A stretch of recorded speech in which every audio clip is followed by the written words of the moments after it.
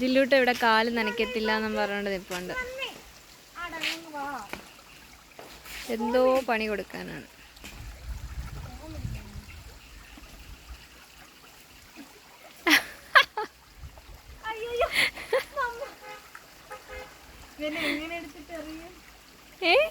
എറിയരുത്, കാല് നനയ്ക്കത്തില്ല, വെള്ളം അലർജി.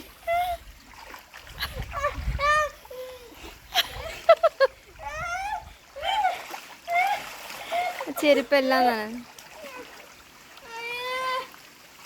മൊത്തം ചെളിയായി. ഇപ്പൊ സമാധാനം അറിയാമോ?